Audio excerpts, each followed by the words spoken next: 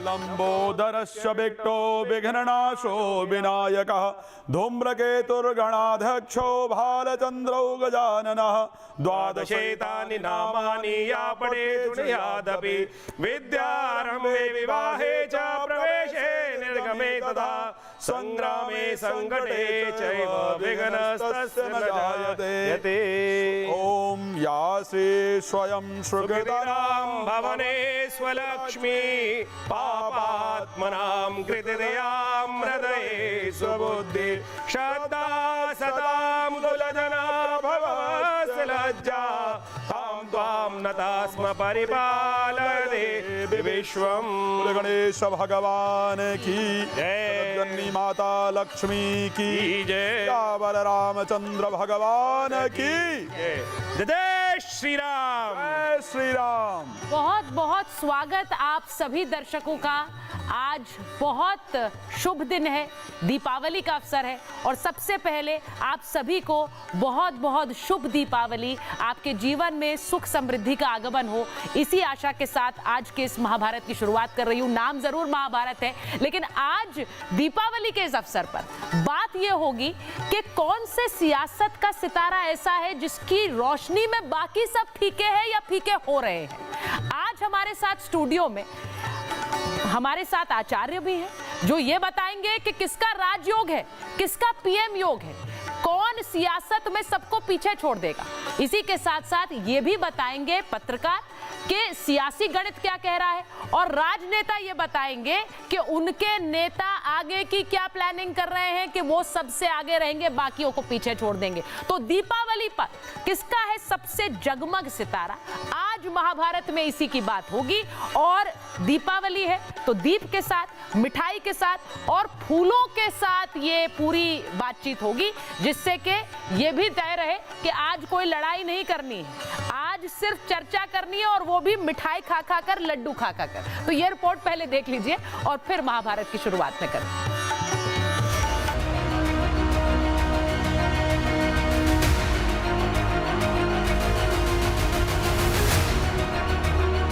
क्या राजनीति का सबसे चमकता सितारा मोदी है?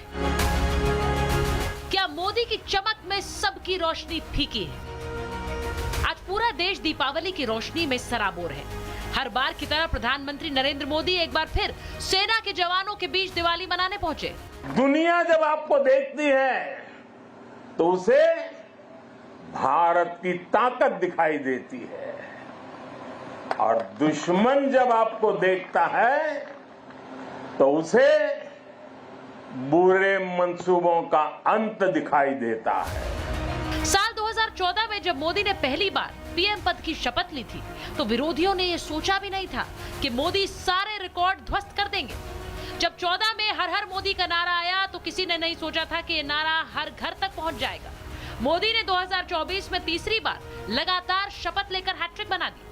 हम सभी जनता जनार्दन के बहुत आभारी हैं। ऐसे में मोदी का कारवां यहीं रुकेगा या 2029 में फिर रिकॉर्ड बनेगा, ये तो आने वाला समय बताएगा। लेकिन मोदी की लोकप्रियता किसी से छिपी नहीं है। उधर सियासी गलियारों में योगी का कद भी किसी को बताने की जरूरत नहीं। 2017 में बाबा ने ऐतिहासिक जीत हासिल की थी, फिर 2022 में गद्दी पर दोबारा बैठे। लेकिन 2027 में योगी आदित्यनाथ हैट्रिक लगा पाएंगे कि नहीं, ये जनता फैसला करेगी। लेकिन एक बात तो साफ है, बाबा की कही बात सभी के लिए नजीर बन जाती है। एक संत और एक योगी सत्ता का गुलाम नहीं होता है। संत सीएम योगी की कुंडली में 27 का राजयोग है या नहीं, इस पर भी आज चर्चा होगी। बात होगी मोदी और योगी को रोकने की कोशिशों में लगे अखिलेश यादव की, जिन्होंने 24 के लोकसभा चुनाव में रिकॉर्ड सीटें जीती। उससे ये तो पता चल गया कि अखिलेश के जीवन में और कुंडली में राजयोग बन सकता है। अखिलेश के सितारे कितने रोशन हैं, ये 27 में चुनाव में पता चल जाएगा। क्या अखिलेश बाबा को पछाड़कर आगे निकल पाएंगे? इस बार पीडीए लोगों को जोड़ेगा। पीडीए की बढ़ती हुई ताकत से बीजेपी घबराई हुई है। आज महाभारत में ये भी बात करूंगी कि राहुल की कुंडली क्या कह रही है। क्या राहुल गांधी की कुंडली में पीएम का योग है? क्योंकि 14 और 19 में कांग्रेस पार्टी को कितनी सीटें मिली सब जानते हैं। 24 में राहुल की पार्टी ने 99 सीटें जरूर जीती, लेकिन क्या राहुल सत्ता के शीर्ष पर कभी पहुंच पाएंगे, या फिर मोदी का जलवा आने वाले कुछ सालों तक अभी बरकरार रहने वाला है? सियासत के इसी चक्रव्यूह पर आज की महाभारत, कौन है सियासत का सबसे जगमग सितारा, किसकी रोशनी के आगे सब फीके हैं। तो आज महाभारत में यह बात होगी कि सियासत का सबसे जगमग चेहरा कौन है। पिछले कई सालों से प्रधानमंत्री नरेंद्र मोदी सत्ता के शीर्ष पर रहे हैं और उनकी वाहवाही देश से लेकर विदेशों तक हुई है, लेकिन उनकी जगमगाहट को क्या कोई चुनौती दे रहा है? क्या वो 2029 में आएंगे? आज स्टूडियो में हमारे साथ वरिष्ठ पत्रकार हैं, राजनीतिक गणित क्या कहता है वो प्रेम कुमार जी बताएंगे, चंद्र प्रकाश जी बताएंगे जो स्टूडियो में हमारे साथ हैं। हमारे साथ दो आचार्य हैं, आचार्य विक्रमादित्य, आचार्य राज मिश्रा। वो बताएंगे कि किसकी कुंडली में राजयोग है, दिवाली से किसके अच्छे ग्रह शुरू हो रहे हैं जो सत्ता का सत्ताधीश बनाएंगे। क्योंकि हमारे साथ स्टूडियो में यहाँ समाजवादी पार्टी के प्रवक्ता धर्मेंद्र यादव जी हैं, वहीं बीजेपी के प्रवक्ता शिवम त्यागी जी हैं और कांग्रेस के नेता अजय वर्मा जी हैं। तो आज सियासी गणित क्या कहता है और ग्रहों का गणित क्या कहता है दिवाली के अवसर पर, इस सब पर बात होगी। मैं शुरुआत सबसे पहले अजय जी, आप स्टूडियो में आए हैं तो मैं आज सबसे पहले कहूंगी कि जरा मिठाई से मुंह मीठा करके सबकी शुरुआत कराइए, क्योंकि महाभारत में अक्सर आप लोग लड़ाई करते हैं, लेकिन आज मुंह मीठा करके बड़े प्रेम से बात होगी। देखिए, सबसे पहले तो मैं दीपावली के शुभ मौके पर देश के समस्त लोगों को और आपके चैनल को, ऐश्वर्या जी को, अर्णव जी को और सुचेता जी, आपके साथ आपके समस्त लोगों को दीपावली की हार्दिक शुभकामनाएं अपनी तरफ से, अपने परिवार की तरफ से और कांग्रेस पार्टी की तरफ से देना चाहता हूं। जी, जी, जी। और लक्ष्मी जी के रूप में हम महिलाओं को देखते हैं, तो मैं लक्ष्मी की शुरुआत मिठाई से आपको खिलाकर करना चाहता हूँ कि आपको हैप्पी दीपावली बहुत बहुत। जी जी, बहुत बहुत। हमारे भाई शिवम जी हैं, ये आज गलती से यहाँ है, कोई बात नहीं, हमारे साथ थे, हैं, रहेंगे, इनको मैं मिठाई खिला। गलती से नहीं है भाई, आमंत्रित मेहमान है सब मेरे। नहीं, ये पार्टी में गलती से, ये पार्टी में। और दिवाली पर तो ये प्रेम बरसता रहे, कभी भी आ जाएंगे। ये प्रेम बरसता रहे, भले ही सियासी पार्टियां नहीं चाहेंगी ये, क्योंकि आपको द्वंद्व में तो पड़ना ही पड़ता है। और मैं शुरुआत इसी बात से कर लेती हूँ, शुरुआत इस बात से कर लेती हूँ कि क्या 27 के सत्ताधीश कौन बनने वाले हैं? क्या अखिलेश यादव होंगे? मैं एक बार शुरुआत करूं तो मेरे को लगता है मैं आचार्य से शुरुआत कर लेती हूं। आचार्य विक्रमादित्य, जरा बताइए, 27 में 2029 नरेंद्र मोदी वापस करेंगे, उनके जैसा जगमग किसी और का सितारा है क्या? इतना बुलंद है? देखिए, आपने एक प्रश्न किया था, अभी बोला था कि जगमग सितारा किसका। हाँ। मैंने प्रश्न से देखा, इस वक्त मोदी जी के बारे में प्रश्न आया, तो मुझे प्रश्न से सबसे पहले ये दिखाई दिया, जगमग सितारा इस युग में कोई है जो नया युग आरंभ हुआ है। ये मोदी युग आरंभ हो रहा है। मैं कोई मोदी भक्त की तरह बात नहीं कर रहा हूं, ये वास्तविक तौर पर समझ लीजिए, ये जगमग सितारा है। और अभी जो नहीं हुआ वो तो लोगों को देखना है। अब मुझे अभी कुछ दिन पहले मोदी जी ने एक लेक्चर दिया था, उसमें ये बात भनक भी थी।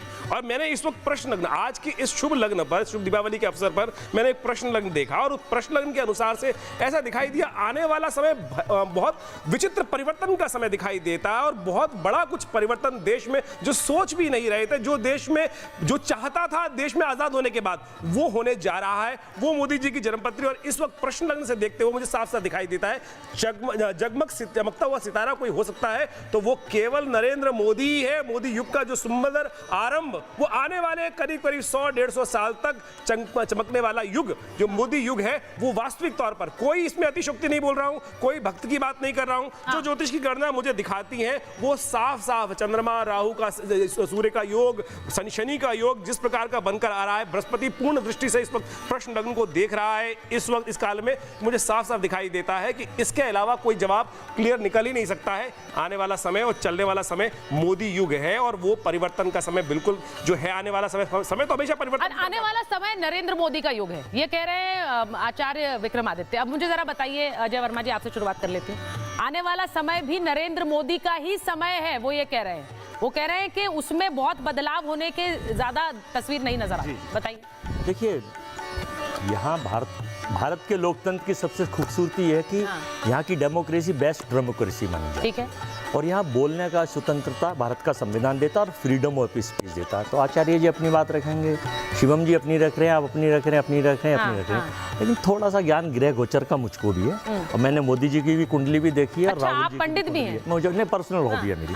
देखिए, राहुल जी की इस वक्त राहु में शनि का अंतर चल रहा है। उससे क्या होता है? राहु में शनि जो पावर और सत्ता के कारक होते हैं, वो राहु देव ही होते हैं और शनि देव उसमें और सुपर देते हैं, झटके से पावर को लेकर किसी बड़े पावर चीज को हटा कर पावर को आगे बढ़ाना। बड़े पहाड़ को हटाइए या बड़ी नदी को पार करते निकल जाइए। तो शनि का अंतर उनका शुरुआत 27 तक चलेगा, 27 के बाद बुध शुरू हो जाएगा। ये जो दीपावली आई है, जो घोर अमावस की रात है, चूंकि आज के दिन अभी शाम को दीपावली का अमावस शुरू होगी, शनि यहाँ उच्च के हो जाएंगे और सूर्य नीच के हो जाएंगे। सूर्य का प्रकाश छिप जाएगा और अंधकार शुरू हो जाएगा। अच्छा, हमने आचार्य बुलाए हैं तो हमें तो आप ही को बुला लेना चाहिए था, आप 2 in 1 है। नेता प्लस आचार्य। मैं जो कह रहा हूँ, गलत अगर चीज हो तो ये दोनों मेरे को काट सकते हैं। ठीक ठीक तो ठीक। उसके हिसाब से जो मैंने देखा और हमने देखा है, एक नया परिवर्तन का युग आ रहा है। वो परिवर्तन का युग राहुल गांधी का युग है। मैंने कहा ना, परिवर्तन प्रकृति का नियम है। ठीक है। और उस नियम के तहत चूंकि हमारे पास हमारे नेता राहुल गांधी हैं, हाँ। विपक्ष की मांग है, फिर देश की मांग है, देश की मांग है 140 करोड़ लोगों में, उन लोगों को तो छोड़ दीजिए जिसके समर्थक है, बाकियों की इच्छा नहीं, है। अब आप सियासी राहुल नेता की जैसे तरफ बात युवा करें। लोग आने हाँ, चाहिए हाँ। देश में, ताकि भारत को चहुमुखी विकास मिल सके। ठीक है। केवल कुछ एंगलों अब पे काम ये इन्होंने नेता वाली बात की, अब आप नेता वाली बात पे आए। लेकिन शिवम, मुझे बताइए, ये दिए की जो जगमगाहट है, ये 2029 में भी नरेंद्र मोदी को लेकर आ रही है। और आपको लगता है, पंडित जी ने तो कहा, वो कह रहे हैं कि भाई अभी आने वाले समय मोदी का ही समय रहेगा। देखिए 29 क्या, मुझे तो 34 भी लगता है। मैं ऐसा मानता हूं कि जिस तरह की स्थितियां हैं, और इन्होंने कहा कि थोड़ा बहुत पंडित मैं भी हूं, तो मैं बस 2 लाइनें यही कहना चाहूंगा कि एक आदमी ये भी कहता था कि मुझसा ज्ञानी मुझसा पंडित और न कोई दूजा है, अपने शीशों को काट काट कर मैंने शंकर को पूजा है। तो पंडित तो वो भी थे, आप भी ऐसे ही होंगे, लेकिन आप वो मतलब वो धर्म की तरफ नहीं है, अधर्म की तरफ है, इसलिए आपकी पूजा इस तरह से एक्सेप्ट होती नहीं है। इसलिए राहुल जी कहीं जाते ही नहीं, वही रहते हैं जहाँ है पिछले 10-15 नहीं, वो कह रहे हैं गोचर बदल रहे हैं, ग्रह बदल रहे हैं। ऐसे ही पंडित है ना, इसीलिए तो नहीं चल रही इनकी पंडिताई। मैं यही तो कहता हूँ, लोग मान नहीं रहे इनको, ये जो भी बोलते हैं गलती बोलते हैं। हाँ, देखिए। अब मैं आता हूँ, देखिए जहाँ तक दीपक का विषय है, मैं एक ही चीज कहना चाहता हूँ, और मैं भारतीय जनता पार्टी के प्रवक्ता होने के नाते ये सब नहीं कह रहा हूँ। मैं जितना मैंने राजनीति पढ़ी, इस देश के जितने भी प्रधानमंत्रियों को पढ़ा, इस देश के जितने भी महापुरुषों को पढ़ा, इस देश के बड़े बड़े लीडर्स को पढ़ा, लेकिन आदरणीय प्रधानमंत्री श्री नरेंद्र मोदी जी जो हैं इस सदी के सबसे बड़े नेता हैं, देश के नहीं दुनिया के। ठीक है। और मैं सिर्फ इसलिए नहीं कह रहा हूँ कि वो हमारी पार्टी से हैं, प्रधानमंत्री हैं, मैं इसलिए भी कह रहा हूँ एक आदमी की पहचान उसके काम से है। एग्जाम्पल छोटे छोटे आपको देते हुए चलता हूँ। इस देश ने 70-80 साल में या 100 साल के स्ट्रेच में अप्रॉक्सीमेटली 95,000 किलोमीटर्स के हाईवे बनाए। ठीक है। एक अकेले भारतीय जनता पार्टी की 10 साल की प्रधानमंत्री की सरकार ने 1 लाख किलोमीटर से ज्यादा नेशनल हाईवेज बनाए। मतलब जो काम 100 साल के स्ट्रेच में नहीं हो रहा है, वो मोदी कर सकता है। ठीक है। Example, okay. 500 साल में राम मंदिर नहीं बना, अब बना, फर्क है। ठीक है। हम चंद्रयान पहुंचे साउथ फेज पे, साउथ पोल पे। इसके अलावा और अगर मैं बात करूं, इस देश की जितनी भी अचीवमेंट्स हैं, तमाम स्कीम्स उठाकर देख लीजिए, तो जब आप इस 10 साल को तौलेंगे और बाकी के 70 साल देखेंगे, तो आपको लगेगा कि इस 10 साल में जो काम हुआ है वो पिछले 70-80 साल में नहीं हुआ। नहीं, पर अखिलेश जी देखिए, ग्रह भी एक ही व्यक्ति के साथ है, ग्रह चाल भी एक ही व्यक्ति के साथ है, भगवान और भाग्य भी एक ही व्यक्ति के साथ है। अच्छा, राहुल जी बोल सकते हैं, बिल्कुल आवश्यकता। उन्होंने बहुत गंभीरता से ले ली मेरी बात के महाभारत में एक दूसरे से महाभारत में रावण ने ये सोचा था कि तू लंकाधिपति है। रावण ने ये सोचा, मैंने आपके लिए बोला तो था। रावण ने ये सोचा था वो लंकाधिपति है और वो बहुत ज्ञानी है। आपने चारों तरफ शोर मचाता था, उसकी नाभि में भी अमृत था। तो 2014 से ये सोचा गया कि नाभि में अमृत है। कोई अमृत नहीं है। 14 के बाद भारत की खोज जो हुई है, भारत की खोज 2014 के बाद हुई है। बात मैं नहीं कह रहा, ये एक लोकसभा की सदस्य कंगना रनौत कहती हैं। ये इनका अपना विचार है। एक अच्छे प्रवक्ता की पहचान ये है कि अपनी भाजपा की रीति नीति जोर से बोलो, तो अच्छी तरह रख रहे हैं, झूठ बोलो। ठीक है। चलिए, अब मैं एक बार धर्मेंद्र जी के पास जाऊंगी, देखिए सारे मेहमान इंतजार कर रहे हैं। इस तरह से परोस रहे हैं। ठीक। अब मैं धर्मेंद्र जी के पास लेकिन जो फैक्ट्स है वो 145 करोड़ लोग जानते हैं। ठीक है। और इस दीपावली के मौके पर उनको सबको पता है कि इस देश में पिछले 10 साल में क्या हुआ और क्या नहीं हुआ। ठीक। अब धर्मेंद्र जी के पास जा रहा हूं। अजय जी, धर्मेंद्र जी, उन्होंने कहा कि 10 साल से काम, आप अखिलेश जी कहते हैं काम हमने यूपी में बहुत किया, लेकिन क्रेडिट सारा योगी जी ले लेते हैं। वो ये कहते हैं ना, कई बार कहते हैं। तो आप मुझे ये बताइए, 27 का सत्ताधीश, क्योंकि मैं उनके बारे में भी पूछने वाली हूँ कि क्या उनके कुंडली में पीएम योग है, क्योंकि बहुत से लोग ये मानते हैं कि वो एक काबिल नेता है और भावी प्रधानमंत्री हो सकते हैं। आप बताइए कौन? सुचरिता जी, अखिलेश जी, सुचरिता जी प्रधानमंत्री हो सकते हैं। सुचरिता जी, खुद अखिलेश जी नहीं सोच रहे। सुचरिता जी, वो आप बताएंगे ना, वो बताएंगे। अपना दे दे रहे हैं, दिवाली पे बताइए। सुनिए, वो अगले 15 साल बेचारे ठीक है, बोल सीएम की कुर्सी हाथ में आ रही है, आप उनको पीएम नहीं, वो 27 का सत्ताधीश होगा कि नहीं, ये भी पूछेंगे। राहुल जी का नंबर आया नहीं, आपने अखिलेश जी को बना दिया। सुचरिता जी, आपके चैनल के माध्यम से सबसे पहले मैं समाजवादी पार्टी की तरफ से आर भारत के पूरे परिवार को और देश के 140 करोड़ देशवासियों को दीपावली की हार्दिक शुभकामनाएं देता हूं। ठीक है। अब मैं आपके प्रश्न पर आता हूं। आपके जो मुंह से निकली हुई बात है, ये बात सिर्फ आपकी नहीं है। भारत की संस्कृति, जो हम त्योहार मना रहे हैं, प्रकाश का पर्व दीपावली मना रहे हैं, जो भारत की संस्कृति और सभ्यता है अद्वितीय है, इसमें कोई प्रश्न चिन्ह है ही नहीं। दुनिया हमें अनुसरण करती थी, आगे करेगी, इसमें भी कोई प्रश्न चिन्ह नहीं है। बशर्ते हमें जो छोटी छोटी चीज़ों को देख के चलना है, उसमें जो लोकतंत्र की खूबसूरती में एक बहुत बड़ी बात आती है। भारत की राजनीति में अगर आप देखेंगे, आदरणीय राष्ट्रीय अध्यक्ष श्री अखिलेश यादव जी की जो भाषाई मर्यादा है वो राजनीति के एक आदर्श को परिलक्षित करता है, और ऐसे नेता आप अगर उंगली पर गिनेंगे तो मेरे ख्याल से इस देश में नहीं मिलेंगे। ये बात इनको हो सकता है अच्छी ना लगे से, पुलिस वो बात अलग है। दूसरी बात, जिस तरह का प्रोग्रेसिव सोच उनके अंदर है वो आप उसको देख सकते हैं, उत्तर प्रदेश के विकास मॉडल को देख सकते हैं। शिवम भाई भी बता रहे थे कि चंद्रयान लैंड हुआ जाकर के साउथ पोल पे, तो श्री हरिकोटा का जो लॉन्चिंग पैड है उसका बनाना भी ज़रूरी था। एक बेहतर फाउंडेशन पर ही अच्छी इमारत आप बना सकते हैं। ये बात अलग है कि भारतीय जनता पार्टी उस फाउंडेशन को क्रेडिट नहीं देती है, ये इनकी अपनी राजनीति का हिस्सा हो सकता है। हम देते हैं, लेकिन समाजवादी पार्टी का समाजवादी पार्टी का मानना ये है, आप भारत के लोकतंत्र के किसी भी सेक्शन को ले लीजिए, ठीक है, जो काम अखिलेश जी ने किया है, डायल 100 जो 24 करोड़ आबादी वाला प्रदेश, तो 27 के सत्ताधीश देश से काम नहीं कर पाए, और आदरणीय राष्ट्रीय अध्यक्ष अखिलेश यादव ने किया, और पुलिसिंग को आपके पॉकेट में लाकर रख दिया और उसकी जवाबदेही तय कर दी। ये बहुत बड़ा एग्जाम्पलरी काम है, इसको सोचने की जरूरत। मैं एक बार मैं आपकी बात पर आता हूँ, 27 के सत्ताधीश होंगे कि नहीं? मैं दूसरी बात अपनी पूरी कर लूं। जो एक्सप्रेसवे का कॉन्सेप्ट है, आप आगरा लखनऊ पे आप जाएंगे, अगर देखेंगे स्लिप रोड पे टोल बनाया गया, ये अपने तरह का पहला काम था, और आज नेशनल हाईवे जो गडकरी जी बना रहे हैं उसमें भी ये कॉपी होता है। तो आप देखिए, भारत एक समावेशी देश है, उसमें प्रदेशों का अपना महत्व है, रोल है, उसके काम से अगर कोई का भी सीख रहा है। अच्छा 10 सेकंड ले लीजिए, फिर मैं अखिलेश जी के पर आ रही हूँ, क्योंकि चंद्रप्रकाश जी और प्रेम कुमार धर्मेंद्र जी जो है मेरे भाई हैं, मित्र भी हैं, है ना। मैं एक ही चीज कहना चाहता हूँ कि बस इन्होंने ये कहना बाकी रह गया कि यूनाइटेड स्टेट्स और यूके की जितनी भी सड़कें हैं ना, वहाँ पे भी टेक्नोलॉजी अखिलेश जी वाली लग रही है। अरे कुछ भी कहते रहते हैं, मतलब इतना नहीं तारीफ करना चाहिए, झूठ नहीं बोलना चाहिए, इतना ऐसे कैसे कह रहे हैं। सारे नेशनल हाईवेज में भी तारीफ, और जो डायल 100 जो है उसको बदला नहीं गया है, उसको क्लब करके एक जगह इकट्ठा करके लाया गया है। मैं एक बार आचार्य राज मिश्रा से जा रही हूँ। आचार्य राज मिश्रा, अखिलेश जी का क्या? मैं एक बात कहना चाहूंगा सारिता जी, ज्योतिष को लेकर अगर बात करूं तो मैं यहाँ एक बात ध्यान रखिएगा, मैं किसी पार्टी या किसी विषय को लेकर के नहीं, एज ए ज्योतिषी बात कर रहा हूँ। बिल्कुल। अखिलेश जी के प्लैनेट अच्छे होने वाले हैं। अखिलेश जी की, यस, अखिलेश जी की शुक्र की दशा शुरू हुई है और शुक्र की अंतर्दशा प्रारंभ हुई है। ओके, शुक्र में शुक्र का अंतर पीछे की अपेक्षा निश्चित रूप से बेहतर परिस्थिति में लेकर के आएगा।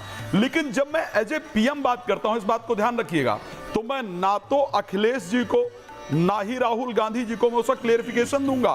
कोई भी इस दुनिया का ज्योतिषी अगर ये चैलेंज करने को तैयार हो कि कैसे आप कह रहे हैं कि नरेंद्र मोदी की जैसी कुंडली और किसी की नहीं है और ना कोई पीएम हो सकता है, तो मैं क्लियर करूंगा, जिसको नहीं आता है वो जाए बृहत पाराशर होरा शास्त्र में ज्योतिष योग में राजयोग का पूरा वर्णन है, महाराज योग का पूरा वर्णन है, केंद्रीय मंत्री कौन हो सकता है उसका वर्णन है, उसको पढ़ ले। तो वो है कि नहीं है? मेरे दृष्टि से नरेंद्र मोदी जी के अलावा भारत के प्राइम मिनिस्टर की अगर पोजीशन पर बात करो, टाइम और समय है मोदी जी का, प्रसंग के हिसाब से बता रहे हैं। किस चीज का? मोदी जी। आपको चैलेंज बीच में क्या राजनीति काहे लेकर आते हो यार? ज्योतिष की चर्चा करो तो ज्योतिष की क्या करो? मैं तो शकुन ज्योतिष के हिसाब से चेहरा देखकर बताता हूँ, बाकी बात छोड़ दीजिए। नहीं, अखिलेश जी का क्या ग्रह है? सुन लीजिए, अखिलेश यादव जी की विचारधारा के अंतर्गत कन्या लग्न में अखिलेश यादव जी का जन्म हुआ है। उनकी राशि अगर देखी जाए तो मिथुन राशि है। 10th हाउस के अंतर्गत शनि सूर्य चंद्रमा केतु बैठे। अब देखिए दोनों टकराव देखिए, योगी जी के कुंडली में भी 10th हाउस में सूर्य शनि और बुध है, और उसी प्रकार अखिलेश यादव की कुंडली में भी 10th हाउस के अंतर्गत शनि सूर्य चंद्रमा है। यानी कितना समावेश है दोनों कुंडलियों में। लेकिन अगर मैं एज ए प्राइम मिनिस्टर बात करूं, चीफ मिनिस्टर पर हम आएंगे, लेकिन एज ए प्राइम मिनिस्टर बात करूं तो मोदी जी की कुंडली के अंतर्गत 5 राजयोग हैं, और 5 राजयोग जिसके अंदर होते हैं उसको सत्ता से उतारना किसी के बस की बात 3 बार और प्रधानमंत्री बनेंगे। मैं ये चैलेंज करके कह सकता हूं, मैं यहां बैठकर चैलेंज करके कह सकता हूं कि यदि नरेंद्र मोदी जी दोबारा प्राइम मिनिस्टर के लिए अपने आप को लेकर के जाना चाहेंगे तो किसी की पार्टी की ताकत नहीं है जो नरेंद्र मोदी को हटाते। एक बात और चैलेंज कर रहा हूं। ठीक है। अब मैं एक बार मैं पत्रकारों का आकलन ले रही हूँ। एक बार चंद्रप्रकाश जी और प्रेम कुमार जी के पास जा रही हूँ। मुझे जरा ये बताइए, तो ज्योतिष गणित है, लेकिन इस वक्त इस वक्त जो स्थिति है चंद्र प्रकाश जी, उसमें चेहरे वो कौन से हैं जिनकी रोशनी के आगे बाकी सब फीके हो रहे हैं? देखिए अपने आप में ये बड़े नेता हैं जिन सब की हम बात कर रहे हैं, लेकिन क्या वाकई नरेंद्र मोदी के आगे इस वक्त कोई नहीं टिकता है, या फिर अखिलेश यादव वो दम रखते हैं कि वो सत्ता के शीर्ष तक पहुंच जाएं? देखिए कुछ चीज़ें राइटिंग ऑन द वॉल है, बहुत स्पष्ट दिखाई देती है। हमें उसके लिए लड़ने और बहस करने या फिर यहाँ तक कि कुंडलियाँ देखने की भी आवश्यकता नहीं है। हम बहुत स्पष्ट रूप से देख सकते हैं इस समय देश की जनता का नेता कौन है और देश का भविष्य का नेता कौन है, वो भी दिखाई देता है। हाँ ठीक है, एक अच्छे विपक्ष की ज़रूरत है, अच्छा विपक्ष होना चाहिए, अच्छे विपक्ष तैयार हो रहे हैं, उनके भी ग्रह गोचर ठीक हों, अच्छी बात है। लेकिन कुछ चीज़ें ये है कि हमें एक समझना होगा कि ये देश की कुंडली इस समय ऐसी है, हमारा राष्ट्र जिस तरीके से विकास कर रहा है, दिवाली त्योहार है अंधेरे के जाने और प्रकाश के आने का, वो अंधेरा छट रहा है जो 70 साल स्वतंत्रता के बाद जो हमारा जिस उजाले का इंतजार था इस देश को, इस देश पे जो अंग्रेजों की विरासत जो थोपी गई थी गांधी परिवार के रूप में, और जिस तरीके से हिंदुओं को एक पीछे पूरे एक धर्म को इन्होंने पीछे किया, एक दबाया, पददलित किया, धर्म की सारी सांस्कृतिक चिन्हों को मिटाया, वो काल अब जा रहा है, उसका उत्थान कल हमने अभी अयोध्या में देखा। तो आप ये कह रहे हैं कि जो गांधी युग, मतलब जब गांधी इस सत्ता के शीर्ष पर थे, वो वाला युग अब बीत चुका है, वो वापस नहीं आने वाला क्या? संभावना नहीं, जनता संभावना नहीं है। प्रेम कुमार जी, उसके लिए ग्रहों को कुछ नहीं करना है। देखिए ये मैं राहुल गांधी की कुंडली पे आती हूँ, लेकिन वो कह रहे हैं कि अब जरूरत ही नहीं है, अब सत्ता के शीर्ष पर एक और गांधी नहीं आएगा, वो ये कह रहे हैं। आपका आंकलन क्या है? नहीं, सबसे पहले मैं जो आप कह रहे हैं सियासत का सितारा, तो सितारा जो है ना, उसकी रोशनी खुद की नहीं किसी और जगह से रोशनी आती है, और वो है लोकतंत्र में जनता। ठीक है, जनता जो है वही रोशनी देती है, वही सितारा बनाती है किसी को। और उसके बाद हम देखें तो लोकतंत्र में सिर्फ प्रधानमंत्री नहीं, भाई राष्ट्रपति या पूरे मुख्यमंत्री जो देश भर में है, वो सब में राजयोग है। तब वो मुख्यमंत्री है, तब वो प्रधानमंत्री है, तब वो राष्ट्रपति है, इवन सेना प्रमुख, इवन जुडिशियरी के प्रमुख, ये सब जो हैं वो सब राजयोग वाले पद हैं। ठीक है, लेकिन हमारी डिफरेंसेस होते हैं, राजयोग में डिफरेंसेस होते हैं, ये बात ध्यान रखिएगा। नहीं, वो कोई ज्योतिष थोड़ी है आचार्य जी, वो तो अपने आंकलन की बात कर रहे हैं बतौर पत्रकार। यहाँ भी खड़े हैं प्रेम कुमार जी, तो आपके कुंडली के अंतर्गत राजयोग है, आपकी जगह खड़े होने के लिए लोग तरसते हैं, लेकिन कितने राजयोग हैं? अब ये देखिए, ये देखिए, अब इसका मतलब तो ये है कि राजयोग भी किस तरह से इंटरप्रेट किया जा रहा है, किस तरह से इंटरप्रेट किया जा रहा है, कितने प्रकार के होते हैं। जिस कुंडली में एक राजयोग माना विद्यमान है, लिखा गया है अधिपति राजा मंत्री मंत्राधिपो भवेत् उभय अन्नन संदिष्टो जात सचेदी राज्य भाग। यदि पंचमेश का और नौमेश का आपस में संयोग बनता है तो व्यक्ति मुख्यमंत्री तक की पोजीशन तक सिर्फ जा सकता है, ये नियम है ज्योतिष का। यदि नौमेश, दसमेश और पंचमेश इन्वॉल्व हो जाते हैं, नौमेश, दसमेश, पंचमेश और लग्नेश अगर इन्वॉल्व हो जाते हैं, चाहे वो D1 में हो, D9, D10 में हो, तो प्रधानमंत्री तक की पोजीशन के अंतर्गत जा सकता है। आप अखिलेश यादव की कुंडली में अगर उठाकर ये दिखा दीजिए, राहुल गांधी की कुंडली में उठाकर दिखा दीजिए, मान जाऊंगा कि ठीक है। मैं अब एक बार प्रेम जी कंप्लीट कर लें। मैं कह रहा हूं आप थोड़ा द्रौपदी मुर्मू जी का भी देख लीजिएगा कुंडली, अगर देखेंगे तो ध्यान रखिएगा, निश्चित रूप से वो राष्ट्रपति हैं। मैं उससे आगे कहता हूं, देखिए इसमें तो कोई संदेह नहीं है, तो स्थापित सत्य है कि नरेंद्र मोदी जी सितारा हैं और जनता की रोशनी ने उनको सितारा बनाया है। और पर यह भी सच है कि जो उनकी पॉपुलैरिटी 2014 में थी, उसमें लगातार कमी आई है, उनके पॉलिटिकल परफॉर्मेंस में, इलेक्टोरल परफॉर्मेंस में लगातार कमी आई है। देश में सबसे लोकप्रिय नेता कौन है, अब टीवी चैनल सर्वे कराने में डरने लगे हैं। ये सारी स्थितियां भी हैं। आप अपना आंकलन बता दीजिए। मैं अपना सबसे पॉपुलर कौन है इस वक्त? तो इस वक्त आप करा लीजिए ना, राहुल गांधी और नरेंद्र मोदी में किसी चैनल की हिम्मत नहीं हो रही है। छोड़ दीजिए, करा लीजिए, पता चल जाएगा। आप अपने सर्वे यही करा लो, बोलने दीजिए, मैं बोल रहा हूँ। प्रेम कुमार जी, सर्वे चलिए नहीं कराया किसी ने, लेकिन आप अपना आंकलन बता दीजिए। आपका मानना है Rahul Gandhi is more popular than Narendra Modi? मैं सबके आधार पर बोलूंगा, मैं तो सर्वे नहीं करा रहा, मैं तो उसी आधार पर कहूंगा कि लगातार नरेंद्र मोदी जी की पॉपुलैरिटी में कमी आई है। ये भी सभी ज्योतिषी देख रहे हो, लेकिन क्यों नहीं बता रहे हैं कि क्यों कमी आई है? उसका भी योग थोड़ा बताइए ना। और आज की तारीख में राहुल गांधी का जिस तरीके से बढ़ा है भाई, समर्थन भी बढ़ा है, उनकी पार्टी का वोट भी बढ़ा है, उनके प्रति समर्थन बढ़ा है, तो उसका भी तो आप ज्योतिषी। ठीक है, ठीक है। अब राहुल गांधी की बात कर रहे हैं। राहुल गांधी भेज दी जाती है। राहुल गांधी के बाबा जी की कुंडली, बाबा की कुंडली देख रहे हैं। योगी आदित्यनाथ की भी बात करनी है मुझे। कोई चिंता आपकी बहस यहाँ होगी ना। बाबा की कुंडली, राहुल बाबा की। अजय जी, आज आप उनके साथ नहीं बहस कर रहे हैं। राहुल जी की कुंडली मेरे समक्ष है। तुला लग्न की जन्मपत्री है, शायद किसी के पास हो ना हो, लेकिन तुला लग्न की जन्मपत्री से विचित्र विडंबना है कि चीजें हाथ से आती आती निकलेंगी। मैं उनकी पर्सनैलिटी को नहीं कर रहा हूँ, बहुत जबरदस्त है, सब कुछ है और बिल्कुल, लेकिन उनके साथ न्याय होने वाला है नहीं, अभी भी नहीं हुआ है। राहु की महादशा की बात कर रहे थे, वो 25 में खत्म होने वाली है, बृहस्पति की महादशा शुरू होने वाली है और उसके बाद उनके अंतर्घात, उनके अंदर वाले लोग जो है ना, वही उनके लिए बहुत मुसीबत उत्पन्न करने वाले योग बनाने वाले हैं। लेकिन परिवर्तन होने वाला है, वो वरिष्ठतम अपने लेवल को प्राप्त करने के योग बनाने वाले आने वाले 16 साल में। लेकिन मैं आपको यहां बताऊं कि 2028 के आसपास, 28 से लेकर 30 के बीच में जो वो सपना लेके चल रहे हैं, उसमें भयानक जितना अविश्वासघात उनके स्वयं के साथ होने वाला है, वो साफ साफ दिखाई दे रहा है। क्योंकि बृहस्पति में उस वक्त, महाराज अभी आप उनकी कुंडली का विश्लेषण कर रहे थे, उस वक्त बृहस्पति में शनि का अंतर चलेगा और बृहस्पति में शनि का अंतर जब चलेगा, उस वक्त देश के अंदर पार्लियामेंट के इलेक्शन हो रहे होंगे और वो स्थिति ऐसी होगी कि उनके साथ भयंकर धोखा होने का योग बनेगा। और ये स्थिति साफ साफ समझ लें। बृहस्पति की महादशा बिल्कुल है, बढ़िया है बृहस्पति की, लेकिन बृहस्पति में शनि का अंतर आएगा 2.5 साल के लिए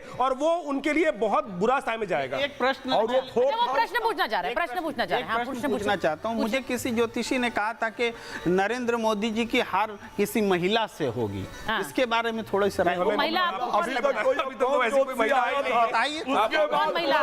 कोई भी महिला हो, आप ले आए तो महिला को फिर देख लेंगे। राहुल जी का इशारा प्रियंका जी की बात मैं ये कह रही हूँ, मेरी बात सुनिए, मैं कह रही हूँ कि हार जीत की बात नहीं है, हम आज रोशनी फैलाने की बात कर रहे हैं। आज दीपावली का त्योहार है, आज दीपावली है, तो इसीलिए आप बात ही नहीं है। आपने मुझसे गणना की बात करी, मैंने एक मिनट पंडित जी, आपने मुझसे गणना की बात करी, मैंने ज्योतिष की गणना प्रत्यक्ष रूप से आपके समक्ष रखी, दशा भी बताई, अंतर दशा भी बताई, कोई चल रही है। मैं सियासी डिस्कशन पर जा रही हूं। एक मिनट, एक चौपाई है रामायण की, ठीक है, बोलिए। जो लोग नरेंद्र मोदी को परास्त करना चाहते हैं, मैं एस्ट्रोलॉजिकली बता रहा हूँ, श्री रामचरितमानस की चौपाई है, जनरली उसको बहुत फाड़ा गया, जलाया गया, वो आप लोगों का अपना विषय है, राजनीति में आप लोग ऐसा करते रहते हैं। लेकिन गोस्वामी तुलसीदास जी ने श्री रामचरितमानस में लिखा है कि सपने हो ही भिखारी नृप, रंग कुनाकपति होय और जागे लाभ न हानि कछु, तिमि प्रपंच जिये जोय।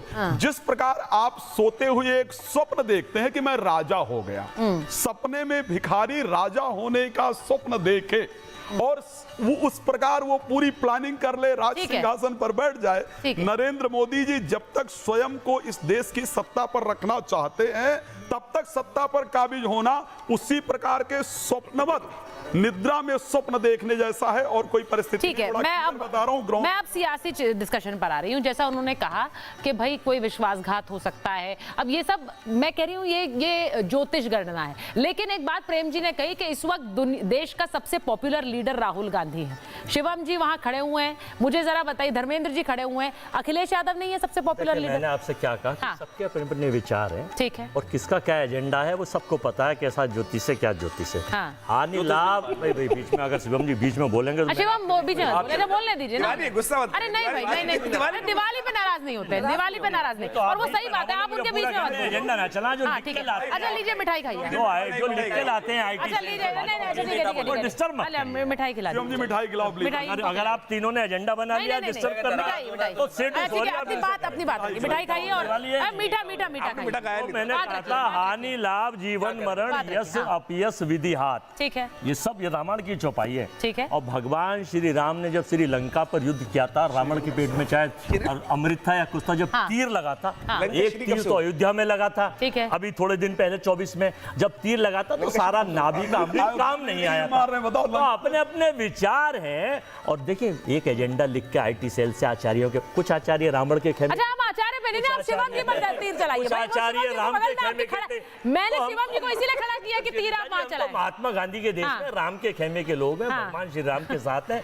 वो जीत के आए तो दिवाली मना रहे हैं। हम रावण के ना प्रचारक के ना रावण के साथ। ये बताइए युद्ध में अखिलेश जी साथ हैं कि नहीं? क्योंकि धर्मेंद्र जी से इसलिए पूछ रही हूँ क्योंकि वहाँ महाराष्ट्र में गणित बैठ नहीं रहा। महाराष्ट्र वाला गणित जो है, हाँ महाभारत आपके प्रोग्राम का नाम हाँ, है। और महाभारत में देखा था कि 5 पांडव थे और 101 कौरव थे। ठीक है। फिर भी पांडवों की सत्य की जीत हुई थी। तो असत्य पर सत्य की जीत होती है, प्रोपोगंडे की जीत ना होगी। अब मुझे ये बता दीजिए, प्रोपोगंडा चलाइए। मैं एक बार योगी आदित्यनाथ पर चर्चा करना चाह रही हूँ, जो बहुत से लोग ऐसा मानते हैं कि आने वाले भावी प्राइम मिनिस्टर बीजेपी की तरफ से योगी आदित्यनाथ, जल्दी से उनका आंकड़े बताइए क्योंकि उस पर सियासी गणित में धर्मेंद्र जी सुजाता बड़ी बना है। देखिए जब भी मैं शायद बात करता हूं, यही ज्योतिष की अपनी एक खूबसूरती है कि एक तो राहुल अखिलेश यादव की भी शुक्र में शुक्र का अंतर चल रहा है और योगी जी का भी अप्रैल के बाद शुक्र में शुक्र का अंतर स्टार्ट हो गया है। ठीक है। अब सोचिए अभी तक अप्रैल तक जो योगी जी का था उसमें केतु की दशा के कारण शायद जो रिजल्ट वो यूपी में प्राप्त करना चाहते थे वो नहीं प्राप्त हो पाया। लेकिन क्योंकि सत्ता का जो स्वामी शुक्र है योगी जी की कुंडली में, उसकी दशा और अंतरदशा होने के कारण मेरी दृष्टि से योगी जी दोबारा अपने पद पर काबिज होंगे। संघर्ष अखिलेश यादव की तरफ से बहुत बड़ा होगा, इसमें कोई दो राय नहीं। मेरी गणना साफ साफ दिखाती है कि योगी जी की जो योगी जी की जो कुंडली, योगी जी की जो कुंडली, योगी जी की जो, अरे महाराज, योगी जी की जो कुंडली उपस्थित है यहाँ पर और बदला जाएगा। अरे हमारी भी सुन लो महाराज। वर्मा जी काहे गुस्सा हो रहे हो? वर्मा जी काहे गुस्सा हो रहे हैं? दिवाली है, आग लगाओ ना, काहे को प्रसन्न हो रहे हो? योगी जी की कुंडली में इस वक्त जब बृहस्पति, जब शनि परिवर्तन होने का योग बना रहा है, ये जो आसान है, यूपी की राह आसान नहीं है। साफ साफ समझना, यूपी की राह बिल्कुल आसान नहीं है कि आने वाले जो 2 साल है ये बहुत उठापटक वाले दिखाई दे रहे हैं। और योगी जी का जो ट्रांजिट शनि महाराज इस वक्त करने वाले हैं मीन राशि के अंदर जो जाएंगे, ये बहुत ज्यादा रास्ते को बड़ा भारी कटीला बनाने वाले हैं और उनके लिए आसान रास्ता बिल्कुल नहीं दिखाई देता जो मुझे दिखाई देती है। लेकिन दूसरी तरफ यदि अखिलेश यादव की जन्मपत्री को देखें, वहां पितृदोष बना हुआ है, वहां पितृदोष बना हुआ है जो उनके द्वारा कृत्य किया गया। अरे यार सुन लो साफ साफ, अगर नहीं समझ में आती तो छोड़ देना, नहीं करो उपाय करो ना, ज्योतिष के अंदर उपाय भी है। तो आप पश्चाताप करने का प्रयास करो, जो गलती हुई है उसका पश्चाताप करेंगे तो मुझे लगता है परिवर्तन का योग बना सकते हैं। एक बार वो कह रहे हैं कि फिर से सत्ता पर काबिज हो सकते हैं। देखिए अब मुझे नहीं पता 27 में क्या होने वाला है, लेकिन अभी बाय इलेक्शन में क्या होने वाला है, क्योंकि उससे बहुत सारे गणित फिट होंगे। धर्मेंद्र जी एक चौपाई मुझे भी याद आ रही है। अरे सुनाइए। हित सरस धर्म नहीं भाई, पर पीड़ा सब नहीं अदमाई। ये चौपाई मुझे लगता है योगी आदित्यनाथ को सनातनियों को और मर्यादा पुरुषोत्तम भगवान राम को मानने वाले लोग होंगे। अगर मर्यादा पुरुषोत्तम भगवान राम के इतिहास को आप देखोगे, जो आज पर्व हम मना रहे हैं उन्हीं की वजह से मना रहे हैं। उन्होंने प्रकाश दिया था, और प्रकाश कैसे दिया था मैं उसको 1 मिनट में बताना चाह रहा हूँ। जब भगवान ने उन्हें एक बड़े काम के लिए नियत किया, मर्यादा पुरुषोत्तम भगवान राम को एक राक्षस का वध करना है, तो वध करने जब वो गए तो माता सीता को साथ ले गए, अपनी धर्मपत्नी अर्धांगिनी को साथ ले गए, अपने भाई को साथ ले गए। ये भारत की संस्कृति का सबसे छोटा समाजवाद का उदाहरण है। इसी का उदाहरण लेकिन भारतीय जनता पार्टी के लोग, सुन लीजिए, अब भारतीय जनता पार्टी के लोग ना मर्यादा पुरुषोत्तम भगवान राम को मानते हैं, उनको लाने का दुस्साहस अगर कोई करता है तो भारतीय जनता पार्टी के लोग करते हैं। ये अहंकार में चूर होने की बात है। और एक प्रदेश के मुखिया अगर ये बोले कटना बटना, ये लोकतंत्र का मेरे ख्याल से कोई अच्छा, ये मैं तो वैसे यहाँ पर सियासी, हाँ कंप्लीट कर लीजिए। मैं कह रहा हूँ कटने और बटने की बात करने वाला आदमी लोकतंत्र के लिए जल्लाद हो सकता है, राजनीति का कसाई हो सकता है, कटने और बटने की बात कोई नहीं कर सकता। आज तो मोदी जी ने भी कहा एक है तो सेफ है, अगर समझेंगे एक है तो सेफ है। एक मिनट एक बार प्रेम जी और चंद्रप्रकाश जी, एक है तो सेफ है वाली बात आज प्रधानमंत्री ने भी कही, और उन्होंने कहा बहुत से लोग इस नारे को गलत ढंग से ले रहे हैं।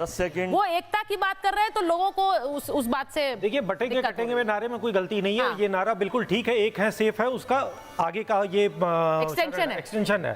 और इसमें इस नारे में वो चीज छुपी हुई है जो इन लोगों ने, इनकी नीति थी, बांटने की नीति इन्होंने थी। पहले देश बांटा, फिर अब ये हिंदुओं को जातियों में बांट रहे हैं, और अब ये अगला इसका चरण फिर देश को भी बांटना है।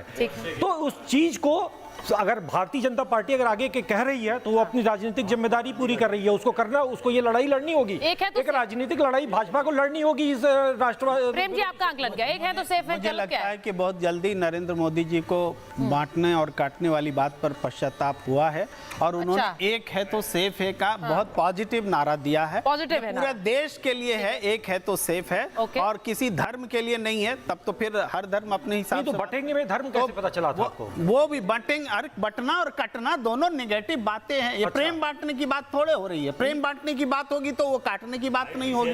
वो बांटने और काटने की नेगेटिव बात थी और नरेंद्र मोदी जी ने मान लिया तो आपको क्यों दिक्कत है? उन्होंने अपने आप को करेक्ट कर लिया, तब भी आप बोलने को तैयार नहीं। नरेंद्र मोदी जी ने करेक्ट किया है, वो कह रहे एक्सटेंशन है, आप कह रहे करेक्ट किया है। एक मिनट, एक्सटेंशन है या करेक्ट किया है? हाँ बोलिए जल्दी से। अखिलेश जी की बात हो रही थी। 2014 में चीफ मिनिस्टर थे। मुझे नहीं पता इनके पास उनका नकली डेट बर्थ है असली, उनकी 2 डेट ऑफ बर्थ है, एक असली एक नकली है। ठीक है मेरी हाँ ठीक है वो भाई वो जानते हैं ज्योतिष। मैं मिला, मेरे बात करके ऐसे मुझसे उन्होंने 10 मिनट बात करी, मैंने उन्हें बताया और इन्हें मैंने बताया, उन पर चर्चा करी कुंडली पे। मैंने कहा ऐसे ऐसे ये चीज़ें हैं। उन्होंने कहा यार देखो सुनो, मैं खुले टीवी पर आपके कह रहा हूँ, यहाँ वैसा नहीं है कि कोई झूठ बोल रहा हूँ। बताइए कहिए कि मैं इनकी मैडम जो MP हैं बोले उनसे कह के सारी चीज़ें करेंगे, क्योंकि मैं इसमें विश्वास नहीं रखता। मैं कर्मजीवी आदमी हूँ, विश्वास रखता हूँ प्रैक्टिकल में। आज मुख्यमंत्री हूँ, कल क्या होगा पता नहीं। हाँ कोई चीज़ आपकी समझ में आई है, आपको शौक है, उन्हें बता दीजिए, वैसे हो जाएगा। तो मुझे नहीं पता है कौन सा प्रोपोगंडे वाली डेट की टाइम की बात बता रहे हैं, वो डेट नहीं है। तो इसीलिए फाइनली दीपावली पे मैं कह रहा हूँ कि सुधार करके जो आजकल उसमें चल रही है ना IT सेल वाली, उसमें तभी तो मैं कह रही हूँ कि आज सिर्फ कुंडली की गणना पर नहीं बात कर रहे हैं, आज पत्रकारों के आंकलन पे भी बात कर रहे हैं। और आप भी तो हैं और आप भी तो स्टूडियो में हैं कि आपके अंदर जो अजय जी काफी सारा राज्य बैठे थे अयोध्या के, अजय जी डिस्ट्रैक्ट हो रहे हैं। हाँ बोलिए। ये तो हमेशा डिस्टर्ब रहते हैं। अभी देखिए बोलिए। तो हमेशा डिस्टर्ब। अरे आज महाभारत नहीं है भाई, आज लड्डू खाइए। क्या है कि अखिलेश यादव जी की कुंडली में उन्होंने कहा कि पितृदोष है। देखिए इस बात से मैं ज्योतिष महोदय की सहमत हूँ, पितृदोष तो है ना। और जब तक जो है ऐसा कहा जाता है कि जब तक उसका पूरे तरीके से प्रायश्चित ना किया जाए, पूरा कर्मकांड ना किया जाए, गया जाकर बाकायदा 7 दिन बाल मुंडवाकर अगर सही से उसका उपाय नहीं करते हैं तो चीजें तो पितृदोष वाली है। और पितृदोष उनकी कुंडली में देश ने देखा भी है किस वजह से। अब आ गया सियासी बात, अब सियासी आते हैं। मतलब मैंने ऐसा सुना था, पढ़ा था कि मर्यादा पुरुषोत्तम भगवान श्री राम का नाम अगर कोई उल्टा भी लेता है, मरा मरा मरा मरा करता है, तो वो भी तैर जाता है, उसको भी मुक्ति मिल जाती है। ठीक है, दिवाली मना रहे हैं। आप बेहतरी देखिए कि मेरे दोनों तरफ एक तरफ बाबर और दूसरी तरफ मीर, बाकी ये भी राम राम कर रहे हैं। आज आप देख रहे हैं कैसा माहौल बदल गया। मतलब देखिए गोली चलवाने वाले भी राम राम, ये बात करेंगे, मंदिर के खिलाफ बोलने वाले भी राम राम बात करेंगे। एक बार मोदी जी भगवान के एक बार राजा हैं, देवताओं के राजा। के दिन मैंने आपसे एक रिक्वेस्ट की थी, आप उसे मान नहीं।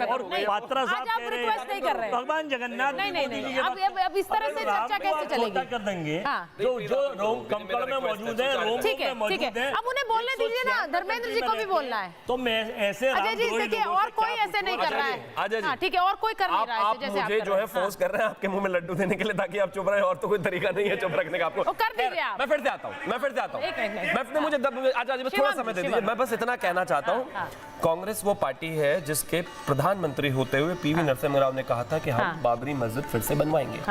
ये वो लोग हैं जिन्होंने कार सेवकों पर गोली चलवाई, जिनको आज तक राम मंदिर के दर्शन करने गए नहीं।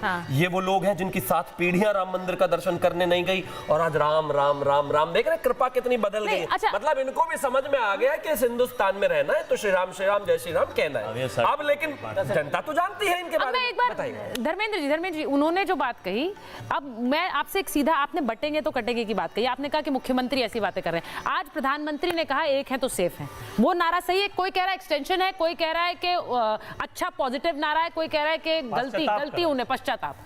अब सुचारिता जी ये बताइए कि बटेंगे तो कटेंगे जो नारा आया था भारतीय जनता पार्टी की लैब से निकल के, क्या उसमें प्रधानमंत्री जी की सहमति नहीं थी? प्रधानमंत्री जी ने नहीं सुना था? प्रधानमंत्री जी ने क्यों बोलने दिया? मैं आपसे ये बताना चाहता हूँ कि एक समय 2014 में ऐसा आया था, बोलने दीजिए भाई, 2014 में एक समय ऐसा आया था, गुजरात मॉडल पूरे दुनिया का सबसे बड़ा मॉडल, वो फेल हो गया। क्या मोदी का विकास मॉडल वो धराशायी हो गया क्या? अब बटेंगे तो कटेंगे, ये नया मॉडल आ गया। इसका एग्जांपल अब ये पता चलता है कि इस देश में मोदी मॉडल फेल हो गया, तो निगेटिव एक मोदी मॉडल लाना है, बटेंगे तो कटेंगे। ये इनकी हताशा है, और वो हताशा इसलिए है, मैं बार बार कहता हूं कि भारतीय जनता पार्टी अगर अहंकार में डूब गई है, अहंकार रावण के गुण थे, इसी वजह से उत्तर प्रदेश में अयोध्या की जनता ने इनको सबक सिखाया, और मर्यादा पुरुषोत्तम भगवान हमने बताया कि मर्यादा पुरुषोत्तम आदर्श है, आप उनको लाने वाले कोई नहीं हो सकते, आप उनको लाने वाले कोई नहीं हो सकते हैं। ठीक है, अब तो दे तो दीजिए मौका। सुन लीजिए, प्रयागराज में भी संदेश दिया, फिर भी ये समझने को तैयार नहीं है। इन्हें भारत की फैब्रिक को तोड़ने से पहले 10 बार सोचना चाहिए। जिन्होंने भारत को तोड़ने की कोशिश करी है वो टूटकर चले गए हैं, और उनका अता पता नहीं चला है। एग्जांपल दे रहा हूं, भारतीय जनता पार्टी, भाई साहब आपका हो गया, ये बिल्कुल it's not making any sense. मेरे बीच में क्यों बोल देते? मैं आपके बीच में एक बार बोला, उसके बाद और भी टाइम है। भारतीय जनता पार्टी जब नायडू जी और नीतीश कुमार के टेंट में रहती है तो बोलती है बहुत बड़ी सफलता है, सारे सितारे एक साथ हैं, पितृदोष है। मैंने कहता हूं कि एक अर्धांगिनी दोष भी होता है। अब वो दोष किस पे लग रहा है, उसे भी कुछ करना चाहिए। अगर आप नहीं हो रहे हैं, दोनों तरफ से अर्धांगिनी दोष को पूरा करना पड़ेगा। अच्छा ठीक है, इस चर्चा पर नहीं जाएंगे, मैं इस तरह से चर्चा पर नहीं जाएंगे। देखिए धर्मेंद्र जी, देखिए मैं ये बोल रही हूँ त्योहार का दिन है, नहीं अच्छा, देखिए त्योहार के दिन ये बातें अच्छी नहीं लगती, त्योहार के दिन धर्मेंद्र जी ये बातें अच्छी नहीं लगती। मुझे ऐसा लगता है जब हमने शुरुआत की, एक बहुत अच्छे माहौल में शुरुआत की, और उस चर्चा को उसी तरह से रखना चाहते हैं। मैं बस ये पूछ रही हूँ, मैं सिर्फ ये पूछ रही हूँ कि आपने जब आप अखिलेश जी के बारे में बता रहे हैं, मैंने जैसा कहा कि इस बार 2024 के लोकसभा चुनावों के बाद उनका कद इसलिए बढ़ा है क्योंकि उनकी पार्टी की सीटें भी आई। अब वो 27 में भी उम्मीद कर रहे हैं, और वो ये भी उम्मीद कर रहे हैं कि बाई इलेक्शंस में उनकी सीटें आएंगी। बाई इलेक्शंस जो यूपी के होंगे, क्या वो बहुत हद तक तय करेगा 27 का गणित? मैं एक चीज कहना चाहता हूँ, मैं तो बिल्कुल पर्सनल होता ही नहीं, होना भी नहीं चाहता, होना भी नहीं चाहिए। अर्धांगिनी दोष हो सकता है किसी को हो, लेकिन इस देश ने देखा है अर्धांगिनी होते हुए भी 2-2 BHK फ्लैट्स किस को बटे, तो बेकार की बातों में ना ही जाए तो बेहतर है। खैर मैं पॉइंट पर आता हूँ। देखिए इन्होंने कहा कि बटेंगे तो कटेंगे जो है ये नया नारा, कोई नया नहीं है साहब। बाल गंगाधर तिलक कहते थे कि हिंदुस्तान के जो वेद हैं वो 6,500 से 8,000 साल पुराने हैं ईसा से। मैक्स म्यूलर कहता है कि जो वेद हैं वो 4,500 से 6,000 साल पुराने। मैं मैक्स म्यूलर को लेता हूँ। ऋग्वेद ये कहता है कि हमें एक रहना है। अगर इस बात को कोई आज इको करता है, उसको बोलता है, तो इनको दर्द क्यों है? मेरी माता जी तो यही कहती है, मैं तो अपनी दादी से यही सुनता आया हूँ, बेटा एक रहना है, इकट्ठे रहना है, साथ रहना है, सेफ रहना है, मजबूत रहना है। तो अजय वर्मा भी अपने बेटे को यही सिखाते होंगे, ये भी यही सिखाते होंगे, सारा हिंदुस्तान यही सिखाता है अपने बच्चों को। और जब पॉलिटिकल लीडर को इस बात का नारा देते तो इनको बुरा लगा। आपकी दादी से क्यों नहीं पावर को क्या हो गया एकदम? योगी जी क्यों नहीं मिले?